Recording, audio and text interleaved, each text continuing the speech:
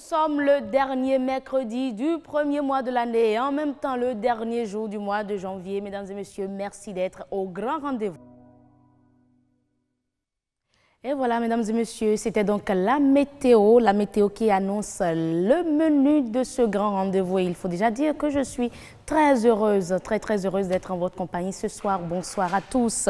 Alors, au menu de ce soir, on parle de la production à la transformation. Et oui, quelle qualité pour les produits locaux. C'est Monde Agricole qui s'y intéresse et on va recevoir un ingénieur agronome, Martial Ablo, pour en parler. On aura également un expert, Delphin Adandédian, il est consultant. Et avec lui, on va parler du tourisme au Bénin, atouts, faiblesses et perspectives. Nature et bien-être, ce soir, on parle environnement. Et Amandine Anyambossou reçoit Anno Adikpetor, il est environnementaliste, chargé de programme à BIIS ONG, le site Ramsar 2018. Quelle importance d'une réserve intercommunautaire? Vous aurez la réponse tout à l'heure. Le dernier plateau sera consacré à Autant Savoir. Et Agnat Bello parle toujours de la protection des données personnelles ce soir et quel est le rôle de la CNIL, la Commission nationale de l'informatique et des libertés. On aura le président de la CNIL sur le plateau de Autant Savoir tout à l'heure.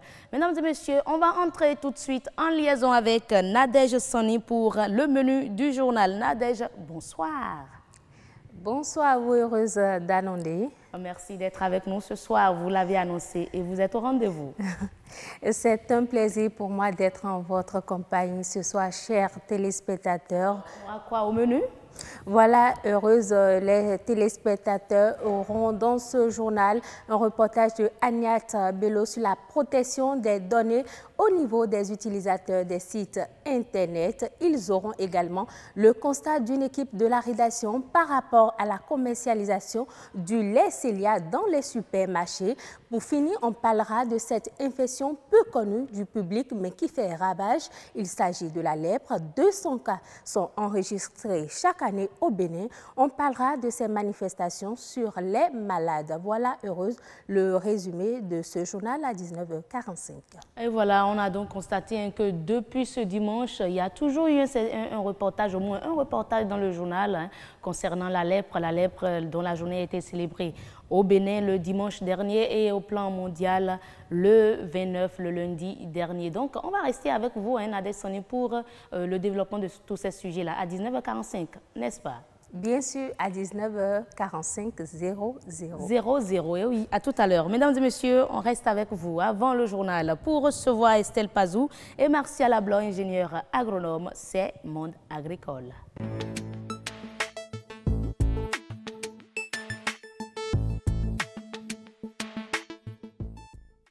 Monde Agricole qui s'intéresse à la transformation des produits agricoles. Quelle qualité pour ces produits locaux? On va recevoir un ingénieur agronome pour parler de ce sujet-là avec Estelle Pazou. Mais d'abord, suivons ensemble ce reportage réalisé sur l'importance du contrôle qualité avec Thibaut Maffan.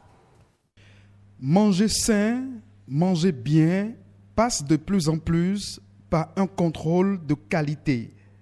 Et ce défaut de contrôle des produits alimentaires est devenu source de nombreux malaises sanitaires. Pour prévenir cet état de choses, plusieurs structures s'emploient à vérifier la qualité des produits destinés à la consommation. Notre domaine d'intervention couvre pratiquement tous les segments, que ce soit au niveau de la production, au niveau de la transformation, au niveau de la distribution, au niveau de la commercialisation. En quoi consiste, disons, cette mission? C'est de contrôler, disons, l'aliment et de savoir est-ce qu'il n'y a pas, disons, des contaminants ou des résidus ou des additifs qui puissent porter atteinte à la santé du consommateur. On fait des analyses pour voir est-ce que ces contaminants ou résidus qui sont présents dans nos aliments ne dépassent pas les limites maximales permises.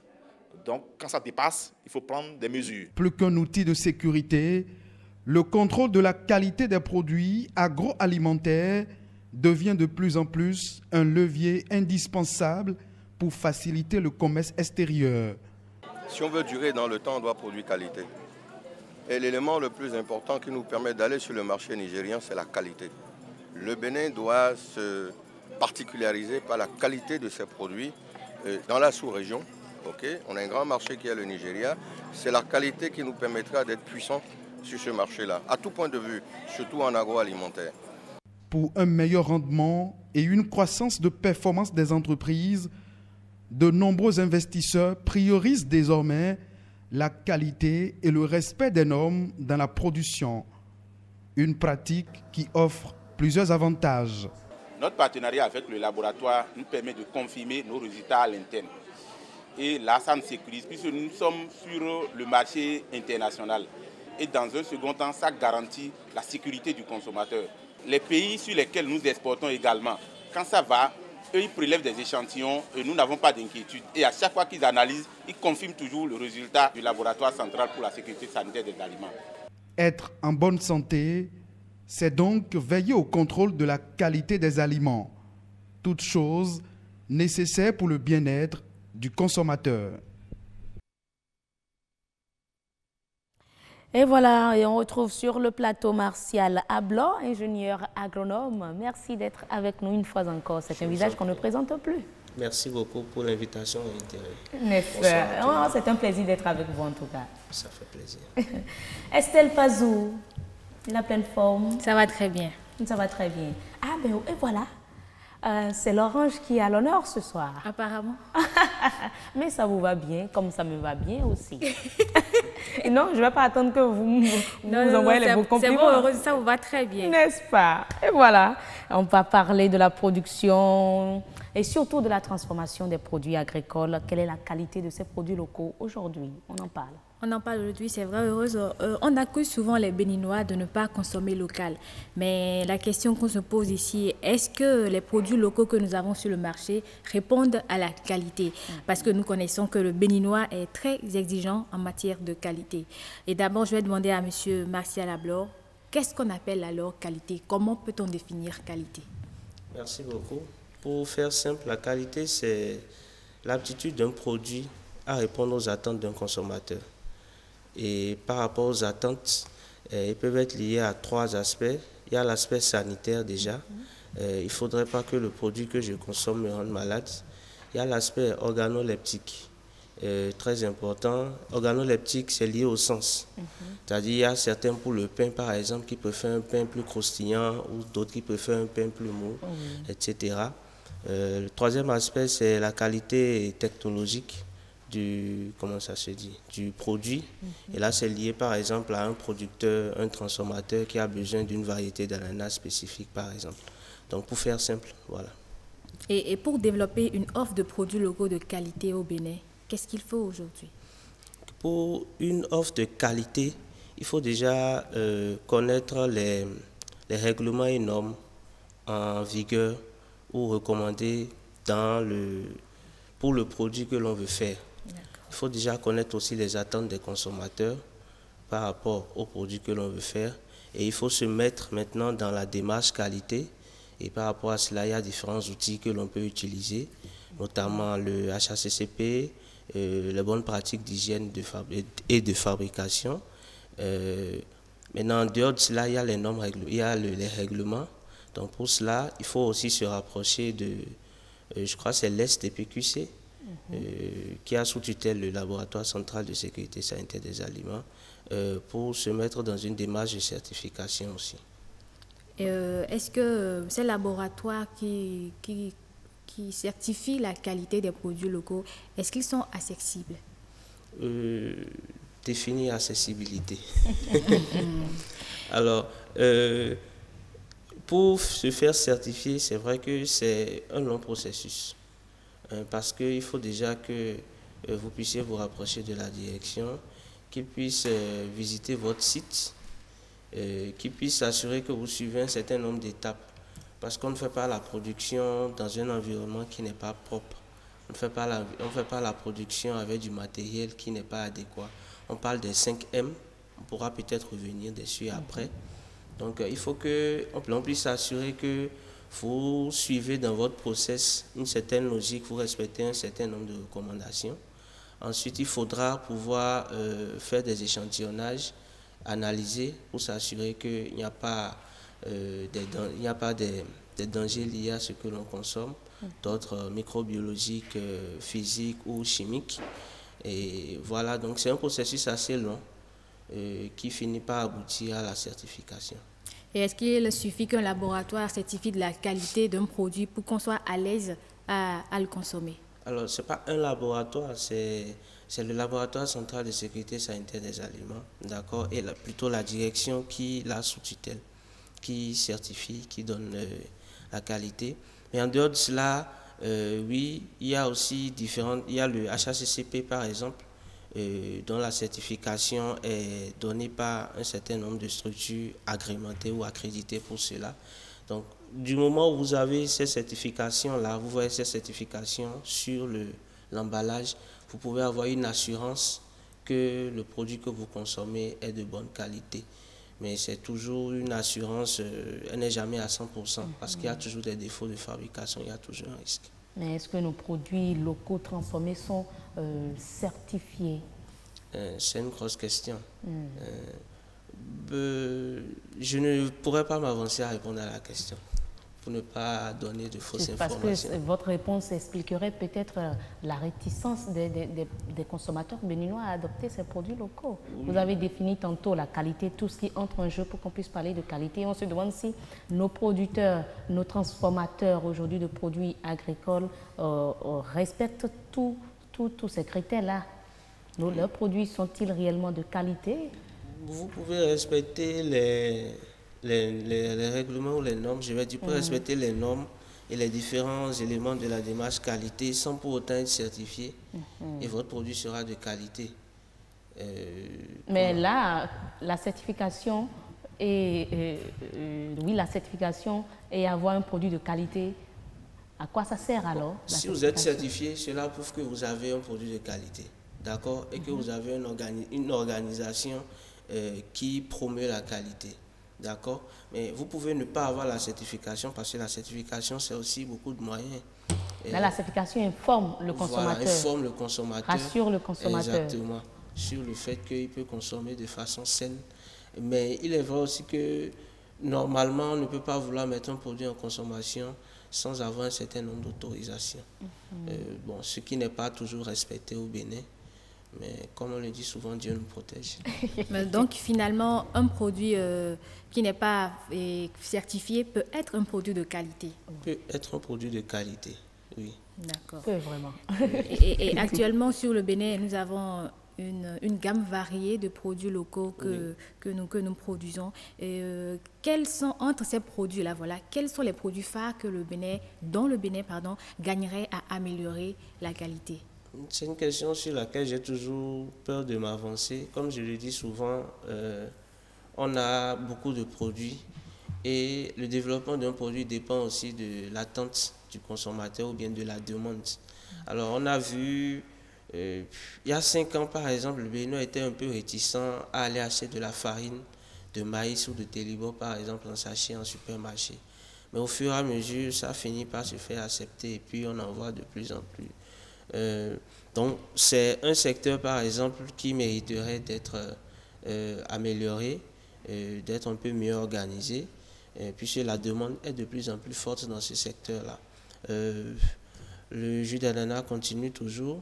On a intérêt aussi à revoir notre tchoukoutou par exemple ou notre chapalou, parce que je vois certaines personnes, c'est sans vouloir critiquer, qui essaient de faire, comme je le dis, un produit de type européen avec de la matière première de type africain. C'est-à-dire, il paraît même que notre soda d'ici est amélioré, est devenu le rhum d'autres pays. Ça devient de la vodka. En fait, l'appellation diffère selon la matière première qui est utilisée pour... Même à base de maïs, on peut faire une très bonne liqueur. Donc, il y a différents produits qui permettent de faire de la liqueur et qu'on pourra toujours peut-être continuer à appeler soda-bis. C'est un secteur aussi qui mériterait, bien sûr. Et même si on prend la farine de manioc que nous appelons communément le gari, il y a différents groupements de femmes maintenant qui s'emploient à améliorer la qualité. Ce n'est pas toujours accessible. Il y a dans les marchés encore différentes gammes, je vais dire, donc différents... parfois c'est... La granulométrie oui, ou... c'est présentable, parfois c'est répugnant. Sorry. Voilà. Donc, quelle est la question? C'est un produit, par exemple, que le Bénin gagnerait aussi. Le Bénin gagnerait, le oui. Gari, oui, c'est un produit qui est même beaucoup exporté. Notre cluclu aussi est beaucoup exporté aussi, on ne s'en rend pas compte.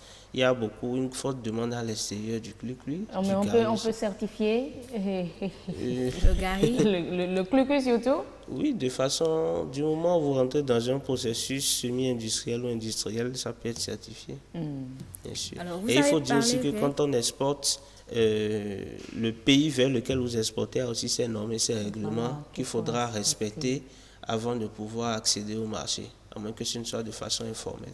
Alors, vous avez parlé tantôt de la difficulté qu'ont les producteurs à certifier leurs produits. Est-ce que l'État n'aurait pas un rôle à jouer dans ce sens? L'État pourrait avoir un rôle à jouer puisque c'est une structure étatique qui gère le secteur de la certification des produits agroalimentaires. Peut-être à travailler à réduire certains coûts. Je crois que c'est à ce niveau-là que ça pourrait être fait. Il y avait jusque-là un travail qui était fait pour permettre à ce que les PME puissent se formaliser. Je crois que c'est déjà beaucoup. Si vous investissez moins dans les formalités. Voilà, dans les formalités, vous pourrez dégager une marge pour pouvoir aller vers la certification. Donc c'est plus une réduction du coût que l'État pourrait faire à ce niveau-là. Mais parlant de qualité, on ne peut pas vouloir être lassiste non plus. Voilà, donc c'est uniquement à ce niveau-là qu'il peut y avoir. Mais moi, je pense carrément que l'État peut prendre l'engagement de certifier les produits locaux parce qu'il y va de la santé des populations. Oui. Il ne suffit pas seulement de réduire les coûts, on peut carrément prendre tout ça à la charge, vous ne pensez pas? Bon, c'est à revoir. Mais il y a aussi ce qu'on appelle les appellations d'origine. Ouais, c'est un secteur dans lequel, par exemple, l'État gagnerait beaucoup à investir. Vous verrez, par exemple, sur du vin, on mettra, je ne vais pas faire de publicité, appellation d'origine contrôlée. Oui. Sur notre Affinity, par exemple, on gagnerait, notre Gari aussi, on gagnerait à rentrer dans cette démarche-là d'avoir des produits typiques béninois. Parce qu'au fur et à mesure, le Gari aujourd'hui n'est plus juste béninois. Il y a le Nigeria qui fait du Gari, il y a le Togo qui fait le Gari. Donc c'est le premier pays qui se mettra dans la démarche de reconnaissance internationale des produits typiques qui gagnera. Donc on ne soit pas étonné peut-être que d'ici 5 ans ou 10 ans, on puisse commencer à dire que le Gari est un produit typiquement togolais. Ça pourra se faire si les démarches ne sont pas faites dans ce sens-là. C'est aussi une manière de promouvoir la certification ou la démarche qualité. Voilà. Alors, de façon générale, si moi, en tant que Béninois, j'achète un produit localement fabriqué, est-ce que je peux être sûr de la qualité de ce que je consomme aujourd'hui? C'est une question. Comme je le dis, oui, vous pouvez prendre un produit, le tester, voir si cela répond à... Vous avez bien dit tester, c'est différent. Vous pouvez voir si cela répond à vos critères, etc. Mais c'est vrai aussi que vous n'avez pas suivi comment ça a été fait. Et la certification, les autorisations sont là justement parce que l'État, à la place du consommateur, va suivre comment c'est fait, s'assure que c'est bien fait et rassure le consommateur. Donc là, vous nous conseillez d'acheter des produits certifiés, locaux transformés certifiés. Il y en a combien? Voilà. Comme je le dis, explique sa question. Bon, il y a beaucoup de produits quand même qui sont autorisés.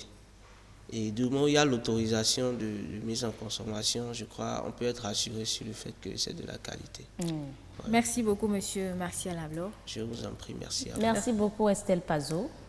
Je ne vous dis pas merci. Oh, Estelle Pazot, on va se retrouver demain, n'est-ce pas, pour un autre sujet. Oui. Est-ce qu'on peut déjà avoir une idée? On va parler de la production de riz au Bénin. Ah oui, ça, on n'en parle pas souvent sur Monde Agricole, c'est vrai. Vous êtes sûr? Bien sûr, bien sûr. Je certifie. Mesdames et messieurs, c'est fini pour Monde Agricole de ce soir. En attendant de retrouver Estelle Pazot demain, nous allons recevoir notre expert. Il s'agit de Delphin Adandéja avec le va parler des atouts, des faiblesses et des perspectives du tourisme béninois.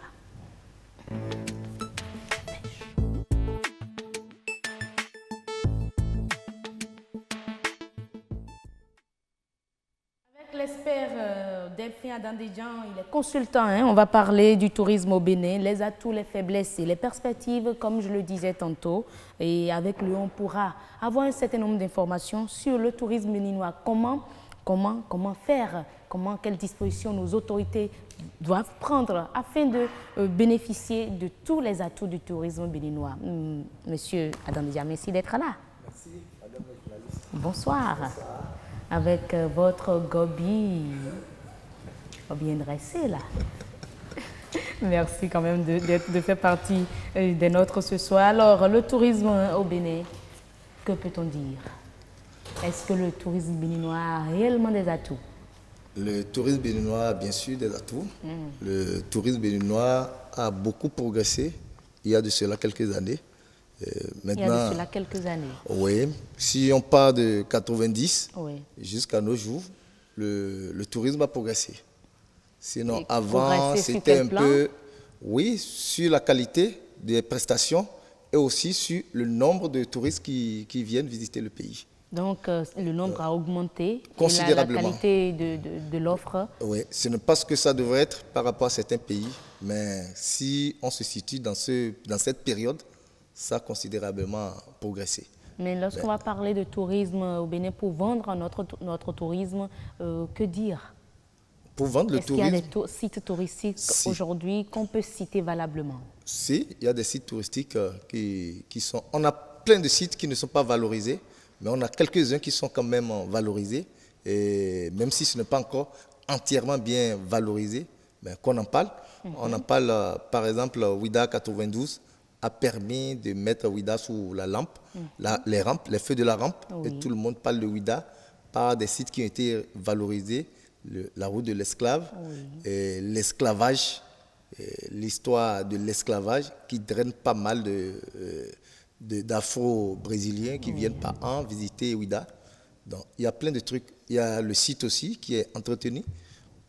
Il y a des maisons d'accueil, des sites d'accueil comme la forêt sacrée, qui était une zone réservée aux initiés ou à la famille des Kpassénons, mais qui aujourd'hui, les touristes peuvent aller visiter et il y a une exposition à l'intérieur. Mais finalement, parce que vous avez dit, à développer ces sites touristiques, le Bénin y gagnerait. Mais qu'est-ce qui fait qu'aujourd'hui, ça ne prend pas encore? Quelles sont les faiblesses de notre tourisme béninois? Les faiblesses, c'est la politique touristique. Les gouvernements précédents n'ont pas un véritable politique pour faire la promotion du tourisme. On en parle beaucoup, mais dans les actes, ce n'est pas toujours ça. Donc, c'est la politique. On a vu avec Ouida 92, quand le gouvernement a pris, ce que ça a donné. Mais on a vu que les gouvernements qui ont suivi ont un peu relâché. On peut faire la même chose dans d'autres régions pour s'appuyer sur des fêtes identitaires et faire beaucoup de choses et vendre notre pays. Mais qu'est-ce que ça a donné quand le gouvernement même a pris ce projet-là, repris le projet? Que ça a donné? Actuellement, tout le monde parle de vaudou. Avant, on parlait de vaudou d'une autre façon. On parlait de vaudou avec un peu de réserve. C'est le poupée épinglé qui fait du mal, ainsi de suite. Aujourd'hui, par Ouida 92, les gens ont compris que vaudou, c'est aussi une religion, c'est une culture que les gens partagent bien, et la célébration draine du monde. C'est devenu un événement touristique, je dirais. Le 10 janvier, les gens sont pleins, pas seulement à Ouida, un peu partout dans le pays. Vous allez à Grand Popo et les gens sont là aussi, à Abomey. Ça a réveillé un peu. Et quand ça arrive comme ça a des retombées sur l'économie. Mais mis à part la politique touristique mise en place, il y a aussi la formation des acteurs. À ce niveau, on est encore un peu quels acteurs? Les promoteurs, les gestionnaires du patrimoine? Pas forcément les acteurs. Quand on parle des acteurs, il y a les guides, il y a les récepteurs hôteliers et le personnel qu'ils utilisent, tout ça là. La plupart, il n'y avait pas une école de formation en tourisme dans le pays, mais c'est avec le temps que ça a commencé par venir et les gens ont commencé par former du personnel qualifié. Sinon, la plupart des premiers acteurs, c'était des gens qui ont été pris sur le tas, qui ont été formés et qui ont essayé de faire ce qu'ils pouvaient Parce qu'on sait qu'il y a eu des guides dans ce pays qui ne savent même, qui ne connaissent même pas l'itinéraire des sites touristiques, qui sont obligés d'utiliser les plans de tourisme d'autres guides pour fonctionner. Oui, au fait, le guidage, c'est une formation. Ce n'est pas parce qu'on a vu un guide qui a fait la route qu'il faut le faire. C'est un état d'âme aussi. Mais tout le monde n'a pas ça. Et on a plus des guides formés sur le tas ou des guides improvisés un peu partout sur le site. À ce niveau, il faut un travail. Moi, je ne demanderai pas qu'on dise à tous ceux-là dégager, mais il faut les former pour les ramener à un niveau plus ou moins standard. On y gagnerait beaucoup parce que ce n'est pas les guides que le tourisme a le contact avec le pays. Quand ça se passe mal, c'est des gens qui ont beaucoup voyagé et ils savent comparer. Mais le tourisme béninois, ce n'est pas que les étrangers qui doivent venir au Bénin. Est-ce que le Béninois également ne peut pas faire du tourisme dans son propre pays? J'en viens. Il y a le tourisme interne, le tourisme intérieur, qui de temps en temps, grâce aux écoles qui organisent des excursions, ça a commencé par prendre au niveau des écoles, mais ça ne suffit pas. Nous-mêmes, en tant que famille, on peut décider d'aller faire du tourisme, d'aller par exemple, il y a beaucoup de Béninois qui ne connaissent pas le parc de Panjari, qui ne connaissent pas les chutes de Kota. Or, il y a de merveilles aussi là-bas. Et beaucoup ne savent pas parce que nous n'avons pas cette culture. Cette culture de voyager, si ce n'est pas par décès ou quelque chose, ou un mariage quelque part, nous ne bougeons pas toujours. Donc, il faut qu'on aille un peu sur ce terrain, qu'on commence par apprendre à connaître notre pays par nous-mêmes. Il ne faut pas que ce soit les événements qui nous forcent, à aller. Vraiment. Donc, ce n'est pas spontané, quoi. Parce que, moi je sais, hein, on dit toujours, pour les excursions, il y a toujours Ouida. Et parfois même les parents disent, est-ce qu'il n'y aurait pas une politique pour faire la communication autour des sites touristiques ici au Bénin déjà? Oui, ça là, c'est un rôle qui normalement devait être joué par les mairies. Parce qu'il y a des potentialités. Donc les communautés locales, à la base déjà, ont un rôle à jouer. Un rôle important à jouer pour valoriser le site. Il y a des potentialités touristiques dans toutes les communes du Bénin. Ah bon? Dans toutes les communautés du Bénin. Il y a des potentialités touristiques. Mais malheureusement, tout le monde se contente de ce qui est déjà valorisé, de ce qui est déjà viabilisé. Et tout le monde regarde là. Il y en a un peu partout. Les sites d'Agongwento, elles sont connaissaient ça avant. En tout cas, moi, je ne connais pas les sites d'Agongwento. On ne connaissait pas. Vous allez m'y emmener certainement. Ah bon, il n'y a pas de souci. D'accord. Donc, il y a un rôle des communautés à la base qui devrait être sollicité pour valoriser le site, pour valoriser les valeurs. Ce n'est pas que les sites. Le tourisme, c'est aussi l'artisanat. Il y a des pratiques de l'artisanat que les gens veulent voir. Par exemple, à Ouida, les gens vont pour aller voir la saliculture. Comment produire du sel avec du soleil, du feu, comment ça se passe. C'est des choses que moi, je ne savais pas avant. Si je n'étais pas dans le tourisme, je ne suis pas sûr si j'irais aussi voir. À Djegbadi, là, non? À Djegbadi. Au moins, moi, je sais ça. Oui. Il y en a à Djegbadi, il y en a un peu partout. Il y en a à Wakpedaro. Il y en a, voilà. Non. En dehors de ça, il y a aussi les manifestations culturelles, les rythmes, les trucs là, qui sont des trucs qu'il faut connaître. On veut vendre le pays. Il faut vendre le pays avec sa culture, pour que les gens connaissent les valeurs. On a plein de valeurs, mais qu'on ne montre pas. Il faut aussi qu'on organise aussi des festivals, des mouvements qui pourront parler de notre culture, qui vont drainer du monde. Beaucoup de gens veulent voir ces trucs-là, mais ils n'ont pas l'opportunité. Ils n'ont pas l'opportunité. Oui, parce qu'on ne crée pas, on n'est pas producteur.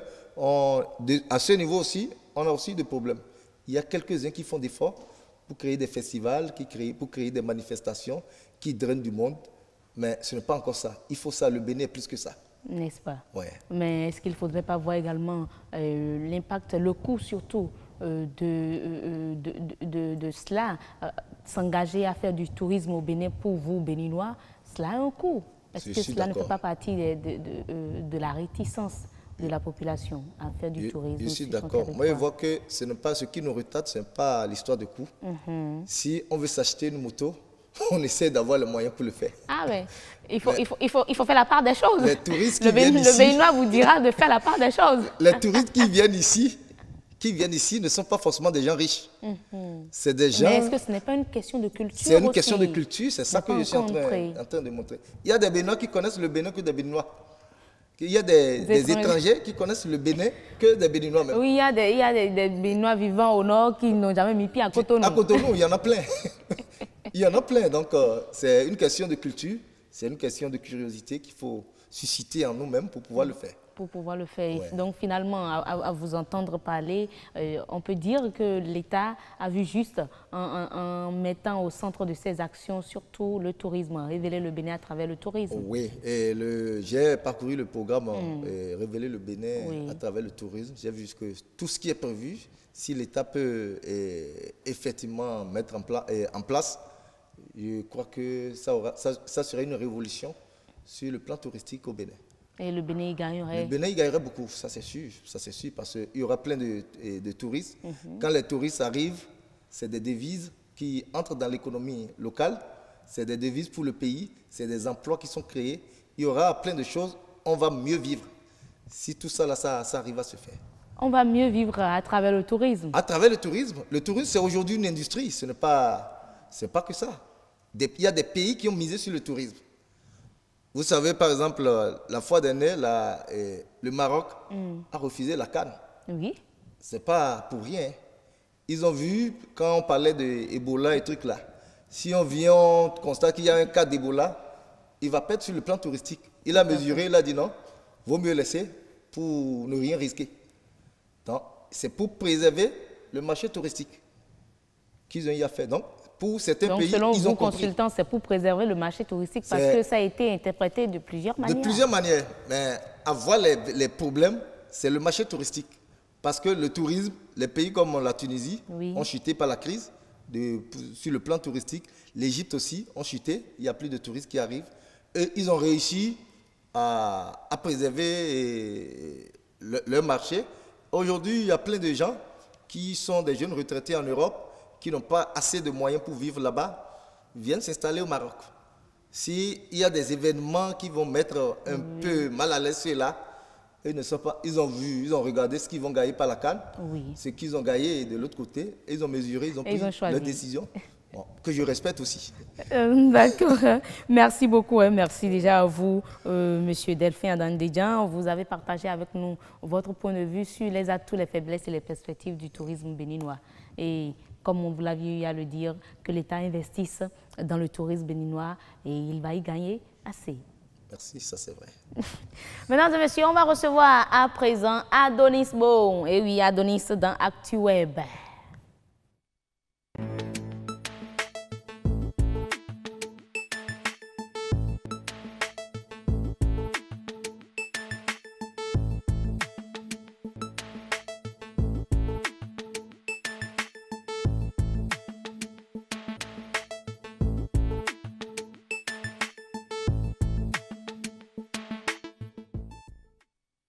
On est avec Adonis Bon, comme je le disais tantôt. Ça va mieux, Ado? On peut dire, hein? Ça va quand même, ça va aller. Ça ira. Parce que hier, on était avec Maurice et on a compris que, bon, là, c'est sûr que la santé... A pris un coup, ça va aller. Déjà que vous êtes sur vos deux pieds, c'est que tout va bien. On pousse. On pousse. Alors, on revient sur le Bitcoin, cette crypto-monnaie qui fait parler d'elle depuis un certain moment là. Voilà, le Bitcoin chute et se vend à 9 800 $ aujourd'hui. Oui. Hier, le coût du Bitcoin était évalué à 9 800 $, soit une chute de plus de 12%. Elle a chuté de là-bas, en dessous de là-bas de 10 000 $, monnaie à laquelle, valeur à laquelle elle s'échangeait en novembre. Donc 2 mois après, vous voyez déjà... Et quand vous dites ça, je ne fais que penser au message de Nabila. Les autres grandes crypto-monnaies aussi ont enregistré une baisse. Soit l'Ethereum a baissé de 10% et à 1045 $. Le Ripple, aussi connu sous le nom de XRP, a perdu 15%. Et son prix est désormais plus élevé que celui du dollar. Oui. Nous avons une autre information. Samsung. Concernant toujours le Bitcoin. Vous avez encore des choses à dire? Se prononçant sur la semaine dernière lors du forum économique, il y a eu un forum économique mondial en Suisse. Le financier George Soros a qualifié le Bitcoin d'une bulle typique. Vraiment une bulle typique. Voilà. La Banque centrale indonésienne a publié une mise en garde contre le commerce de crypto-monnaies, évoquant une menace potentielle pour la stabilité du système financier mondial. À cause de ça, jusqu'à ce point? Oui, à cause de sa volatilité. Oui. Voilà, c'était ça. D'accord. Alors, l'autre information, Samsung fabrique une puce pour miner. Ah ben le Bitcoin qui revient, oui. Pour miner le Bitcoin. Oui. Selon le site coréen Webel, un porte-parole de Samsung aurait expliqué à la société que la société a commencé à fabriquer une puce, un processeur de type ASIC qui est spécialisé pour le minage des Bitcoins. Le fondeur est déjà un client chinois dont le nom est resté inconnu. Mais la fibre semble pour le moment se limiter à cette commande bien précise. Il ne faut donc pas s'attendre à une puce grand public, c'est juste une commande qui a été faite sur l'immédiat. L'intérêt d'une telle puce est de pouvoir grandement optimiser les rendements comparativement à un GPU classique. C'est-à-dire, quand on prend cette puce comparée aux puces qu'il y a dans nos téléphones, mais aux puces qu'il y a dans nos ordinateurs, ce n'est pas les mêmes capacités, les mêmes performances. Mais est-ce que les utilisateurs de Samsung ont réagi? Non, ils peuvent pas. En fait, les utilisateurs de Samsung n'ont pas encore trop d'avis à mettre sur ce truc-là, parce que ce n'est pas trop rendu public, c'est pour ça. D'accord. Le problème, c'est que le marché des big crypto-monnaies reste tellement volatile qu'il est encore difficile de dire si la fabrication d'une puce ASIC sera rentable pendant longtemps. Voilà. Ah ben, il y a quand même un club turc, je vous laisse donner le nom, qui réalise le premier transfert de joueurs en Bitcoin. Oui. Quand on parle de Bitcoin... C'est purement du Bitcoin on parle aujourd'hui. Oui. Hein? Quand on parle du Bitcoin, eh bien en Turquie, Aranustapor a revendiqué mardi avoir été le premier club de football à effectuer un transfert en Bitcoin. Ce club amateur turc a annoncé la nouvelle lors de la signature du contrat du jeune Omer Faruk Kigoru, 22 ans. Pour réaliser l'opération, ils ont dépensé 0,0524 Bitcoins, soit 431 €, en fonction de la valeur dans laquelle le Bitcoin était à ce moment-ci. D'après l'image sur le club, on voit déjà l'image du club qui présente le joueur qu'il a acheté. C'est une première pour moi. Lui, il a été acheté en Bitcoin. C'est une première pour moi et pour tout le monde. Comme l'a dit mon président, c'est quelque chose de nouveau. Je suis ouvert à la nouveauté, a déclaré le nouveau joueur du club. J'espère peut-être qu'on ne va pas venir à nous payer aussi nos salaires en Bitcoin. C'est bien possible. Avec l'allure que prend cette monnaie-là, ben, tout est possible avec le Bitcoin finalement. Oui. Oh, bon, une dernière information. Vous allez nous donner les tendances 2018 selon Deloitte. Oui, Deloitte a dévoilé une étude mondiale dédiée aux évolutions de 2018 dans le secteur de la consommation de marché, technologie et des télécommunications. Il en a retenu plusieurs grandes tendances. La première sera que jusqu'en 2023, on aura un usage excessif de smartphones. Les utilisateurs interagiront 65 fois par jour en moyenne avec le smartphone. En 2017, c'était 50 fois par jour en moyenne. Wow, 15 fois de plus. 15 fois de plus. La fréquence d'utilisation des smartphones augmente donc, mais de plus en plus d'individus se posent des questions sur leur consommation excessive. Ils s'inquiètent de la nuisance de leur téléphone dans certains secteurs d'activité, comme la conduite, la marche, les discussions, le sommeil et le temps passé avec la famille et les amis. Vous savez que le téléphone influe aussi, l'utilisation du téléphone influe sur la sociabilité, les amis et la famille. Ah bon? Oh, mais là, finalement, on se demande bien si il ne faudrait pas interdire. Vous n'aimez pas ce terme-là, je l'ai employé la fois passée sur le plateau. Vous ne l'aimez pas, mais le temps de nos smartphones, que nous passons avec notre smartphone, il faut réduire ce temps-là. Oui, il faut réduire. En fait, ça dépend de certaines pratiques. Mais bizarrement, on en parle. Non, ça dépend. En fait, ça dépend à chacun d'adopter ses manières. Quand je suis avec certaines personnes, avec moi, quand je suis avec certaines personnes, je n'utilise pas du tout mon smartphone. N'est-ce pas? Oui. Je sais qu'il y a dans certaines entreprises, même dans certaines structures internationales, on n'utilise même pas le téléphone, quel que soit le type. Hein. au boulot, mais il faut laisser tomber tout ça. Toujours parlant de pour le développement. Oui, toujours parlant de smartphones, les ventes vont atteindre 1,85 milliard d'unités par an d'ici 2023. Soit l'équivalent de plus de 5 millions d'unités vendues par jour. Wow. Ça, c'est déjà un usage excessif, toujours.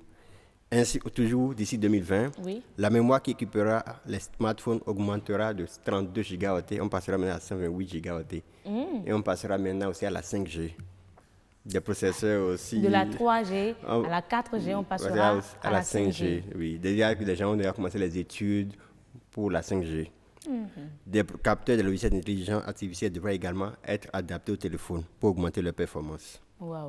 Nous avons toujours d'autres secteurs, la réalité augmentée. La réalité augmentée, c'est cette réalité qui permet de superposer une image numérique à une image réelle. La technologie existe depuis plusieurs décennies, mais elle n'est pas devenue accessible au grand public depuis peu. Donc en 2018, il y aura 1 milliard d'utilisateurs qui créeront au moins une fois un contenu en réalité augmentée. C'est toujours avec les smartphones. 300 millions de personnes vont le faire mensuellement. Et 300 millions de personnes mensuellement. Et des dizaines de millions hebdomadairement.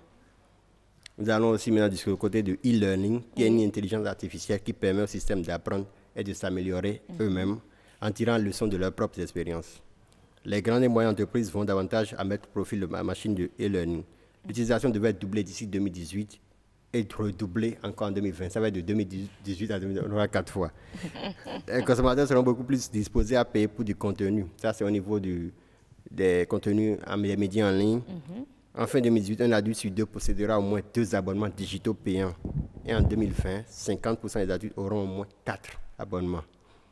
On en a parlé lundi déjà par rapport à Facebook, qui veut déjà limiter la publication des médias. Ils anticipent déjà avec cette étude en disant que pour pouvoir avoir une information, il faudra maintenant payer pour avoir tout là, c'est ça. Plus de 680 millions de souscriptions à des abonnements numériques sont attendus d'ici 2020. Nous aussi, on en arrive là, on espère. Avec la TNT, tout ça. Ça, c'est vrai en plus. Avec la TNT, oui. Voilà, la diffusion des événements en live prennent de l'ampleur dans les habitudes de la consommation grâce à l'impact du digital. Ils généreront plus de 545 milliards de dollars US de chiffre d'affaires en 2018. Non, mais finalement, investir dans le numérique également a son avantage. Oui, c'est le meilleur. En fait, c'est le meilleur secteur pour le moment qui est rentable. N'est-ce pas? Oui, il faut mieux investir et être sûr de ce que ça va donner plutôt que d'être là. Bon, ça va augmenter aujourd'hui, ça va diminuer demain, comme le Bitcoin. Comme le Bitcoin. Oui, voilà, c'est bon, ça peut aller. Oui. Vous avez encore d'autres informations? Bon, en 2018, un quart des passagers dans le monde, soit 1 milliard de personnes voyageront dans les avions offrant la connectivité à bord. Donc, beaucoup d'avions maintenant vont avoir du Wi-Fi à bord. Parce que c'est démodé de dire éteignez vos téléphones, c'est démodé ça. Maintenant, on se met en contact avec nos parents, nos amis. Oui, mais ça vous sert à quoi d'être dans un avion et d'être en contact avec les parents? Peut-être, on ne souhaite pas, mais il y aura peut-être du crash en direct, on ne sait pas. Non. Il vaut mieux pas. Il vaut mieux pas vraiment. Souvent, ceux qui nous trahissent, ce sont nos paroles, nos dires, notre bouche, c'est ça. Ah bon? Oui. C'est vous qui le dites, hein, Adonis. Merci quand même pour ces informations. On sera ensemble demain. Si prête à Dieu. C'est vrai, bon, désormais, si prête à Dieu, parce que bon, j'avais dit oui, vous serez là demain, mais j'ai eu Maurice. Bon, voilà. C'était pas mal avec Maurice aussi. Mais bon. Donc, je vous manque tant que ça. Ah ben, c'est ce que j'ai constaté. Hein. Adonis, on va suivre ensemble le journal. On va suivre le journal. Oui, il est 19h45, mesdames et messieurs. Le journal, c'est avec Nadège Sani, tout de suite même.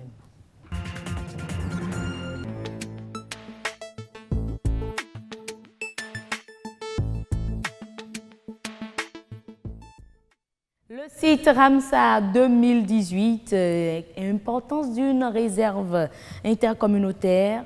On va avoir ces informations tout à l'heure avec Arnaud Adikpeto, environnementaliste, et Amandine Agnambossou. Amandine, bonsoir. Bonsoir à vous, heureuse d'Anodé. La pleine forme? Oui, ça va. Ça va très bien. Oui, très bien. D'accord. Vous êtes avec M. Adikpeto. Oui. Merci d'être avec nous. Merci d'être des notes ce soir. Merci de nous recevoir. C'est un plaisir. Il est partagé. Mesdames et messieurs, avant d'échanger sur la question, on suit ensemble ce reportage.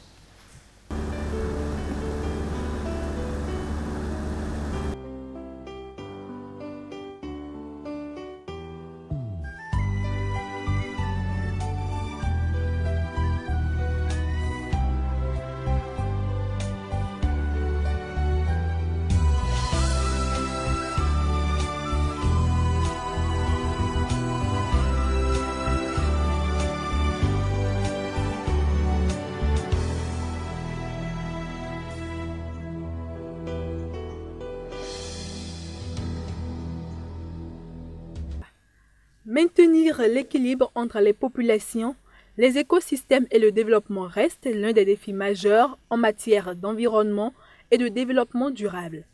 Dans cette dynamique, la République du Bénin s'est dotée d'une large législation et a adhéré à de nombreuses conventions internationales, dont celle sur la diversité biologique, celle concernant les espèces migratrices, le mémorandum d'accord sur les mesures de conservation pour les tortues marines et de la côte atlantique de l'Afrique et des mammifères aquatiques. Il y a aussi la convention relative aux zones humides d'importance internationale appelée la convention de Ramsar.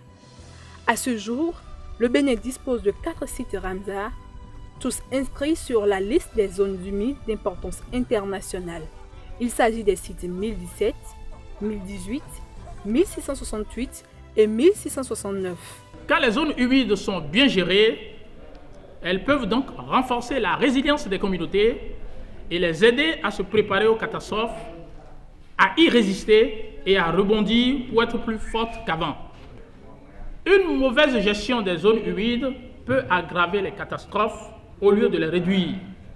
Comme dans la majeure partie des pays en voie de développement, le Bénin est aussi confronté à une pression humaine sur ses ressources naturelles. Ce n'est pas sans impact sur la nature. D'autres risques climatiques majeurs que sont l'élévation du niveau de la mer et des événements météorologiques entraînant des conséquences socio-économiques. L'intensité des actions anthropiques accélère la dégradation des zones humides, ce qui freine le développement durable. Le lac Nokwe est fortement menacé d'encombrement par la pratique de la pêche traditionnelle communément appelée Akadia au Bénin, qui est une technique de piégeage de poissons par des branchages autour desquels les populations ont l'habitude de mettre des filets à maille réduite pour empêcher les poissons de sortir de ce piège-là.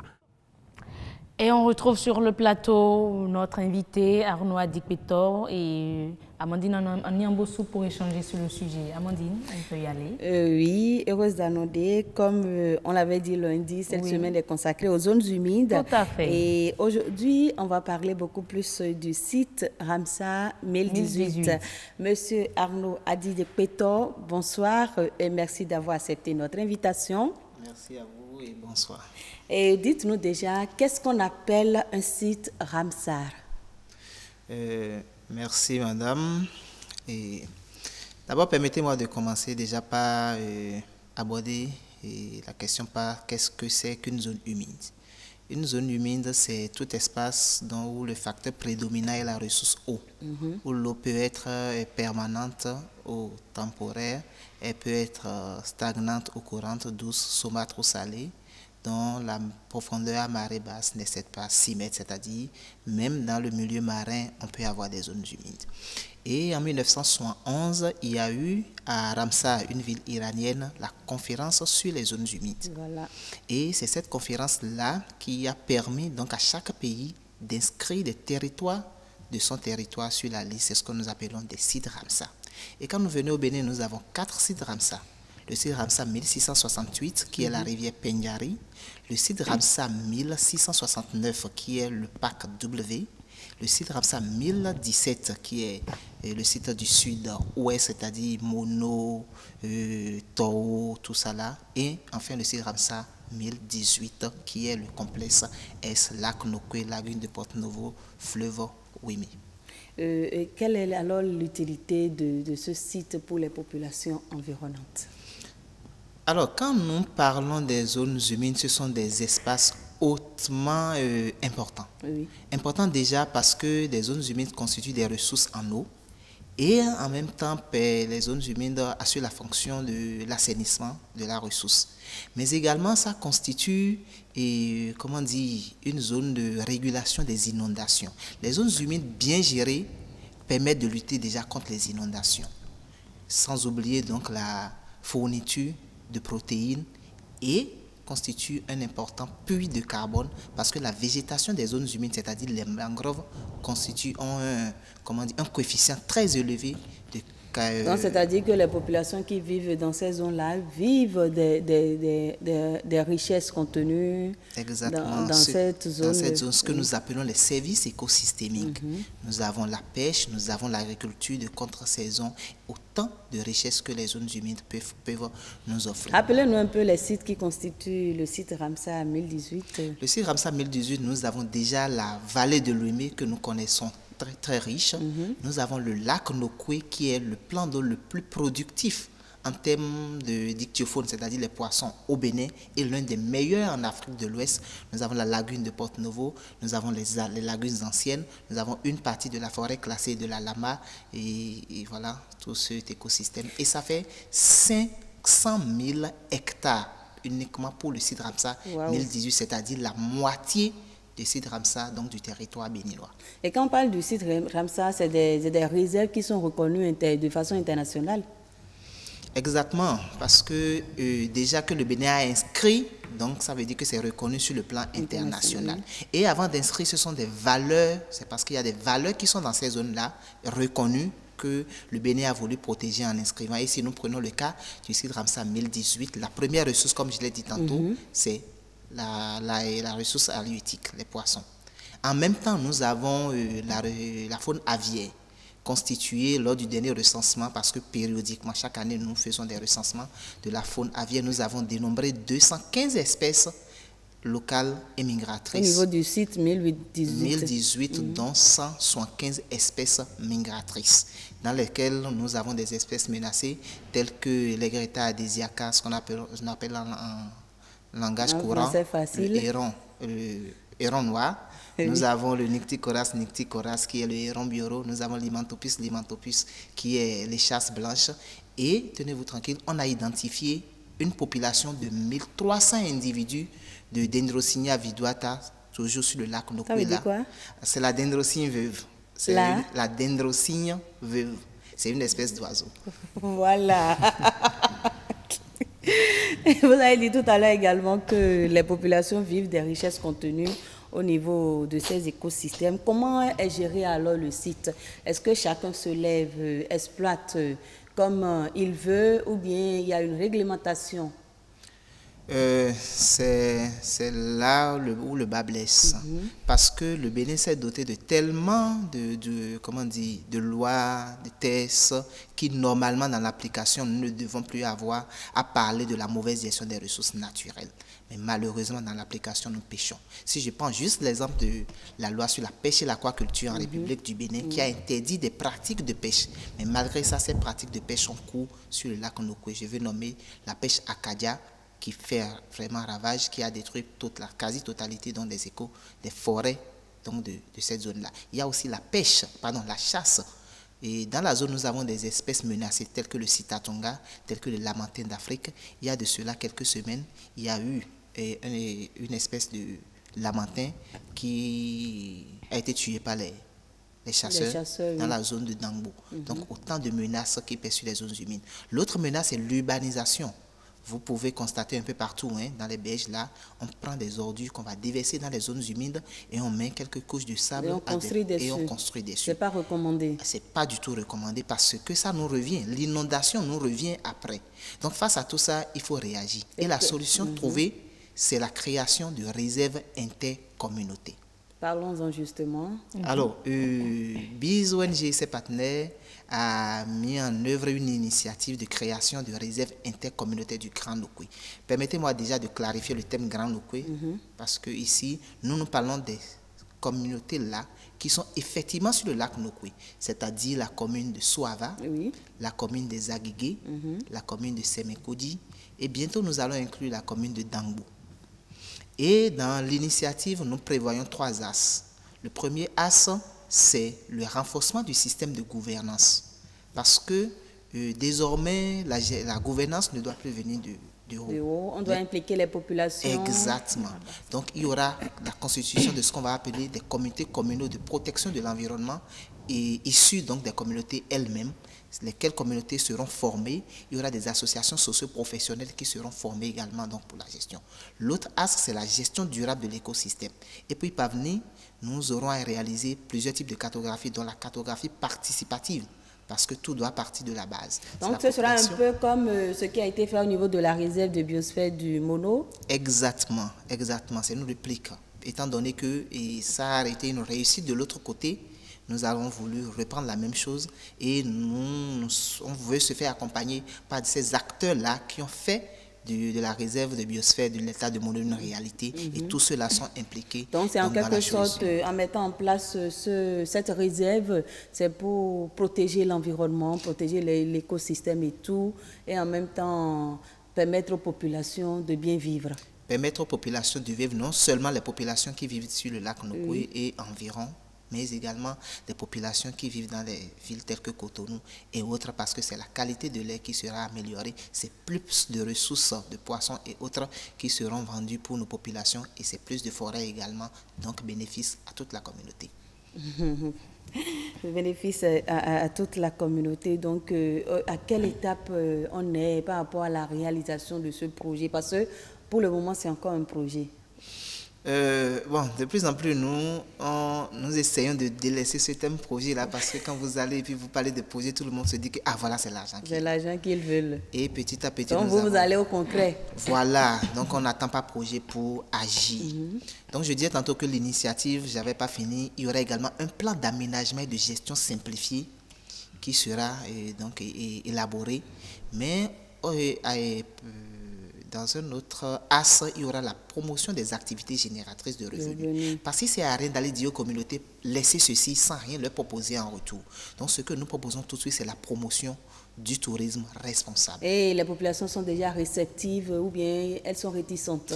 Je peux vous dire que pour nos premiers pas, les populations et également les autorités locales ont accueilli l'initiative à bras ouverts. Et pour revenir donc à votre question, nous sommes au début. Nous venons d'installer, pas plus tard que la semaine dernière, le comité communal de protection de l'environnement de la commune des Agégués. Et ça a été le premier comité installé. Nous avons eu l'assemblée générale la semaine dernière. Et ce sont des comités qui auront un statut de loi 1901, qui vont fonctionner comme des ONG, donc avec autonomie de gestion. Et on donne combien de temps pour la concrétisation de cette initiative? L'initiative est prévue pour 2 ans. Et la nouvelle, c'est que pendant ces 2 ans-là, nous aurons à inscrire le site Ramsar 1018, plutôt la zone du Grand Nokoué, comme réserve de biosphère. C'est un label de l'UNESCO. Et la Bouche du Roi a été déjà inscrite. Et nous pensons inscrire également cette zone du Grand Nokoué dans ce label-là. Comme l'initiative, on a 2 ans pour vraiment la concrétiser. On va revenir encore sur ce plateau pour en discuter davantage dès qu'il y a une petite nouveauté, faites-nous signe et on en parle. Ici, c'est votre plateau. Merci à vous, monsieur Anoua Adikpetor, d'être passé. Merci à vous également. Merci à Amandine Niabossou. Merci pour avoir abordé la question avec monsieur Adikpetor. On va rester là, on va suivre l'actualité de cette réserve intercommunautaire. Ce n'est pas un projet comme il le dit, ce n'est plus un projet, c'est en concrétisation déjà avec cette commission mise sur pied. Mesdames et messieurs, le dernier plateau du grand rendez-vous ce soir, Autant savoir.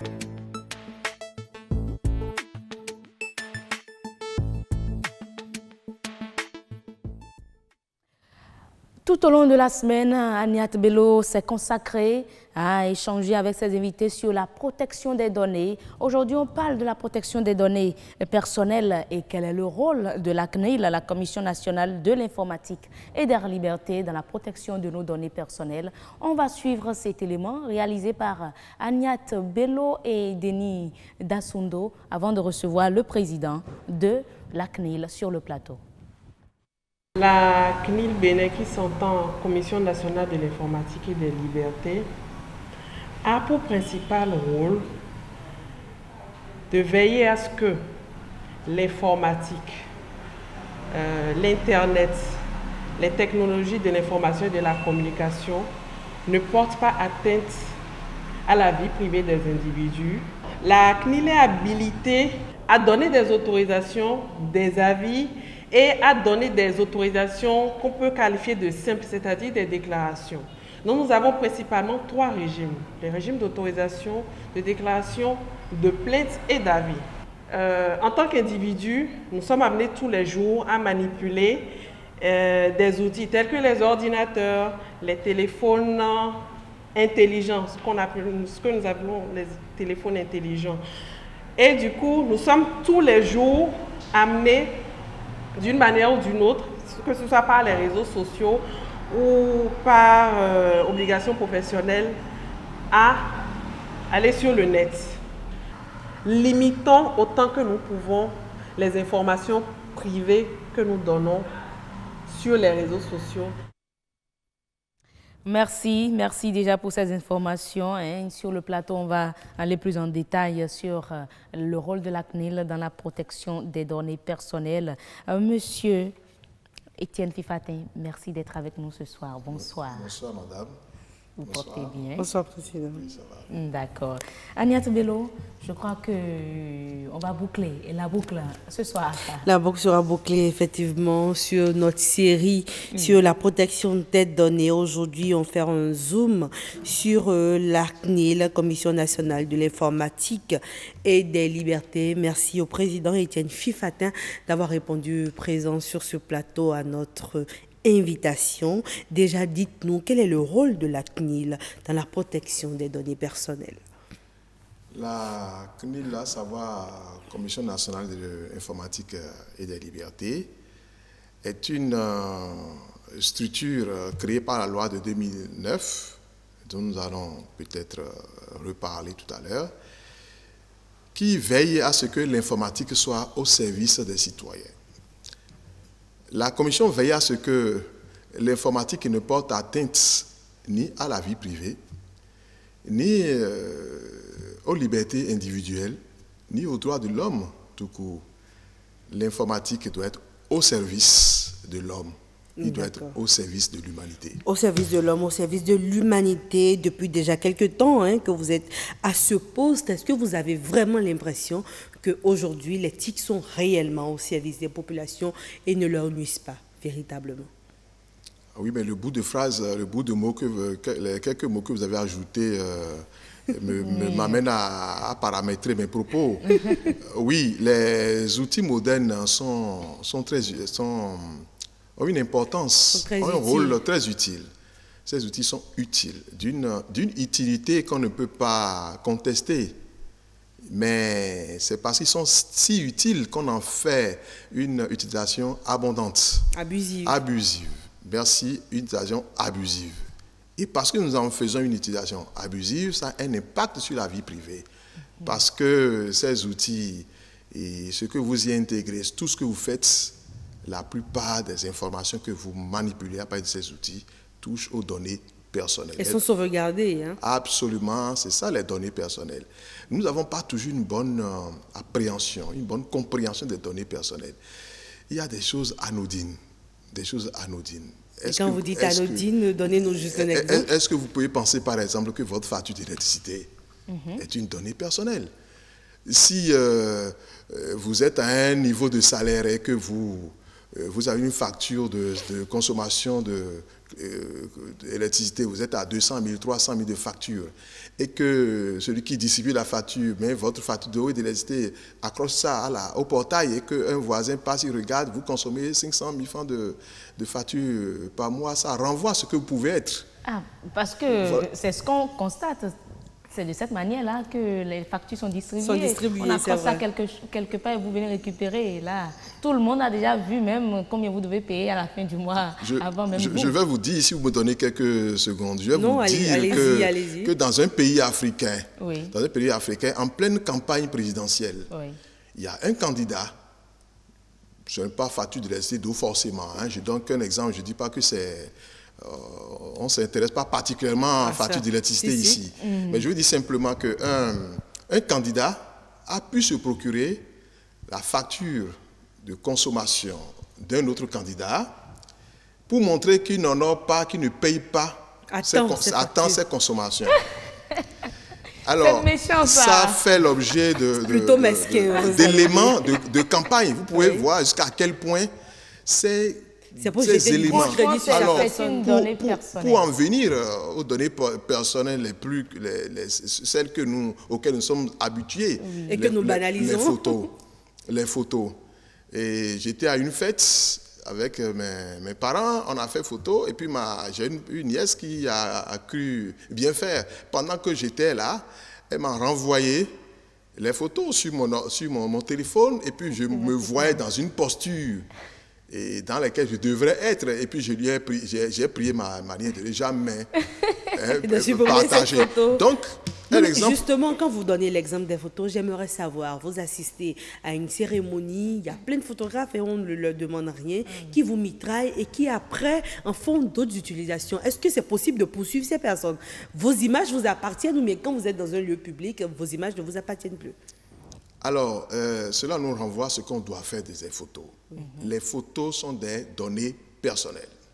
Lorsque quelqu'un vous envoie la photo d'un ami, dans une posture, en tout cas une photo qui révèle la vie privée de quelqu'un, et que vous, à votre tour, vous postez la photo, vous envoyez à un autre ami, comme nous en avons l'habitude de faire, j'ai une photo, je vous envoie, madame, et vous aussi vous envoyez, et toute la chaîne. Mais quand cela touche à la vie privée de quelqu'un, celui qui a posté la photo va être poursuivi. Mais justement, comment vous remontez jusqu'à la personne, la première personne à avoir posté la photo? Madame, on n'a pas besoin de... Si on a des difficultés à retrouver la première personne, on prend la personne intermédiaire. On peut trouver la deuxième personne. Là, c'est plus facile. La troisième, la quatrième et la cinquième personne. Mais qu'on sache, ce qui est important de savoir, c'est que tous ceux qui ont permis la transmission de photos qui touchent à une donnée personnelle peuvent être responsables d'une atteinte à la vie privée. Vous voyez, là, on met les photos... Une responsabilité pénale? Alors, attention, c'est une responsabilité pénale, mais qui est punie par les dispositions de la loi 2009 sur les données personnelles. Cela est différent du concept de diffamation. C'est une infraction que les juges appellent infraction sus generis. C'est une infraction qui s'applique exclusivement au fait que vous avez porté atteinte à la vie privée de quelqu'un en mettant sur la place publique, par exemple, les photos. Ça peut être des photos, ça peut être des paroles, comme vous envoyez au quotidien. Les audios, comme vous envoyez au quotidien sur les réseaux sociaux, nous devons faire très attention. Il faut savoir partager les informations sur la toile. Vous ne devez pas partager n'importe quoi. Et par rapport à n'importe qui. Je crois que ça, il faudrait le marteler davantage. Donc même les lus pour vous, on ne devrait pas juste les partager. Vous faites très attention, y compris ceux qui gèrent les forats. Oui. En plein de... Je suis sur tel forum, et on partage des informations, on partage des images sur la vie privée. Il faut savoir que c'est des comportements qui portent atteinte à la vie privée. Des comportements à risque pour ceux qui le font. Risque peut-être rouge. Rouge même. Rouge. Là, il faut faire très attention.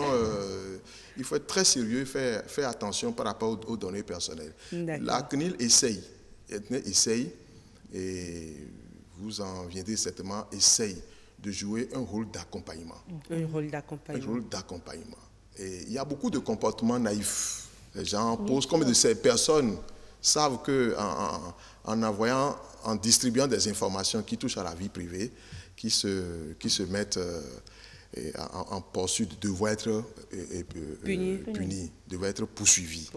Combien de personnes le savent? Mais justement, c'est pour ça que vous sensibilisez. De plus en plus, vous faites des sensibilisations maintenant, mais on n'en entend pas toujours parler, vraiment. C'est vrai, pas suffisamment. Nous avons fait une sensibilisation dans une école de filles l'année dernière. Et quand nous avons fini de parler aux filles, de leur dire tout ce qu'ils ont fait, publier, image de ceci, tel est mon ami, il a fait ceci, il a fait cela. Quand nous avons fini de parler, nous avons dit, mais avez-vous des questions? J'ai parlé pendant 1 heure, il n'y avait pas de questions. J'en me suis étonné parce que c'est quand même cette école est une école de filles qui travaillent beaucoup. Et puis à la fin, une fille m'a dit timidement, monsieur, nous n'avons pas parlé parce que pendant que vous nous posez des questions, nous sommes en train de réfléchir à tout ce que nous avons pu faire. Déjà, est-ce qu'il est possible de rattraper? J'ai dit non. J'ai toujours comparé ce que on poste sur la vie privée, sur les réseaux, ce que vous postez, c'est comparable à un coup de canon. Lorsque le coup part, on ne le rattrape plus parce que ces données, on ne peut plus les effacer. C'est sûr.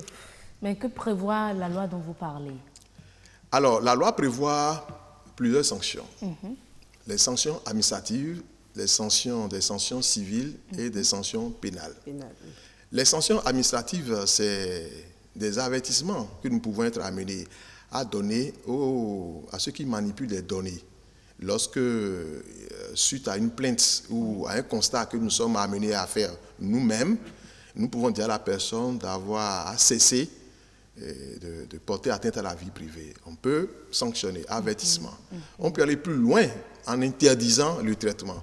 Le traitement qui porte atteinte à la vie privée, ça c'est les sanctions administratives. Là, c'est la CNIL qui sanctionne directement. Il y a des sanctions civiles lorsque votre comportement crée des dommages. Là, la CNIL peut, et la loi le prévoit, peut aller en référé pour voir obtenir une décision en matière civile à l'encontre de la personne qui a porté atteinte à la vie privée. Et puis enfin, la sanction pénale, et que la CNIL ne prononce pas, mais la CNIL peut dénoncer au procureur de la République tout comportement. Et vous savez qu'aujourd'hui, on assiste à des traitements de données partout. Traitement de données partout, hein, c'est clair, Président Étienne Fifatin. Il ne nous reste plus beaucoup de temps et moi j'ai d'autres questions à vous poser puisque j'aimerais vraiment que les téléspectateurs puissent s'enrichir de votre présence sur ce plateau. Avez-vous des conseils précis et pointus justement pour l'amélioration de notre façon de protéger nos données? Oui, merci Madame. En quelques minutes, on a tellement de choses à dire. C'est clair, on aura tout un plateau après pour en parler. J'en conviens. Conseil pour les citoyens, pour mes frères, pour mes sœurs, leur dire de faire attention que leur vie privée doit être protégée.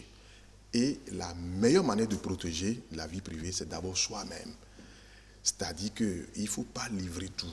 Ce n'est pas tout ce qui vous est personnel que vous mettez à disposition. Avant de mettre quelque chose qui est personnel à disposition, vous réfléchissez. Avant d'aller sur le net, avant de cliquer, vous réfléchissez. Avoir sur votre téléphone, avant d'avoir une information qui touche à vous privé, vous mesurez ce que vous faites parce que vous ne savez pas toujours quelle utilisation celui à qui vous l'envoyez pourrait en faire. Donc c'est d'abord soi-même. Ensuite, conseil à tous ceux qui collectent des données. Il y a des structures de la place, des entreprises, les banques, les assurances, les mairies, il faut en parler, qui collectent des données en toute massive, en toute impunité.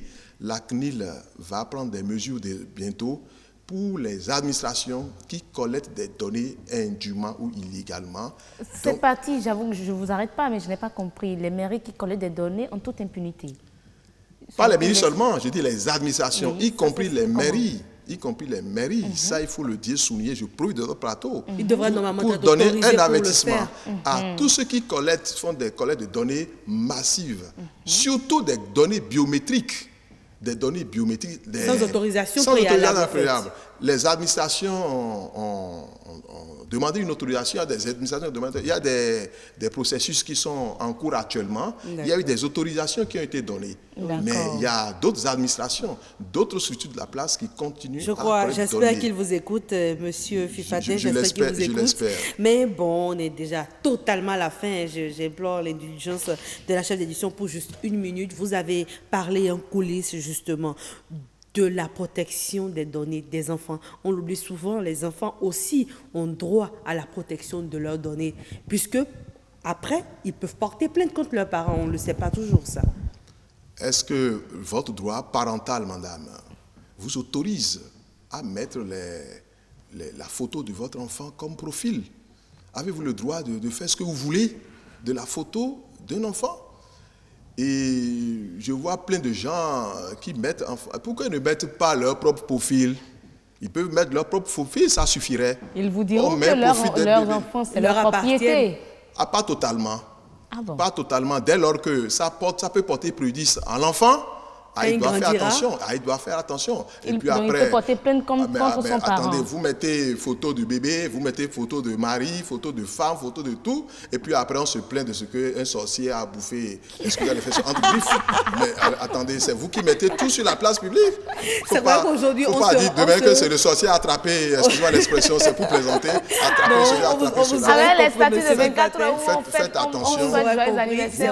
Aujourd'hui, c'est la mode, mettre la photo de son enfant en profil de toute sa famille. Vous protégez par rapport à vos données personnelles, vous protégez les vôtres, vous protégez vos propres enfants. Vous ne faites pas de photos des enfants ce que vous voulez, parce que l'enfant aussi a une vie privée à défendre et à respecter, a des droits à faire valoir. D'accord, on vous aurait compris, hein? C'est sûr, on vous aura sur un plateau beaucoup plus élargi pour en parler. Je vous ai vu choquer tout à l'heure parce que je sais que vous le faites souvent, donc on reviendra. Au contraire, c'est vous qui le faites souvent. Non, c'est pour dire de faire attention, à l'avenir. Voilà, face à la situation, on ne reconnaît pas quoi. C'est clair. Hein? On fait attention, en fait c'est l'objet de mes propos. On vous aurait compris. On fait attention à tout ce qui, si on publie des photos qu'on est capable de l'assumer, il n'y a pas de problème. Mais il faut parler des risques. De le recevoir en entretien. Ne vous inquiétez pas, c'est prévu. C'est prévu, je crois que les téléspectateurs ont beaucoup à apprendre du président de la CNIL. On l'aura une autre fois dans un plateau beaucoup plus élargi, avec un peu plus de temps pour pouvoir discuter de tout ce qui tourne autour de la protection des données personnelles. En attendant, la meilleure protection, c'est celle que vous garantissez à vous-même. La protection des données personnelles commence par chaque individu. Heureuse d'annoncer. Merci à vous. Merci Agnès. Merci Agnès Bello. Merci également à vous, Monsieur Fifatin, d'être passé sur notre plateau et nous avoir apporté toutes ces informations très utiles sur la protection des données personnelles. Et oui, le rôle de la CNIL, vous le savez désormais, mesdames et messieurs. On va se dire, à très bientôt. En attendant un entretien. Exactement, heureuse d'annoncer. À très bientôt. Oui. Yasmine Damanta, ma chef d'édition du jour, elle fait tellement de grimaces.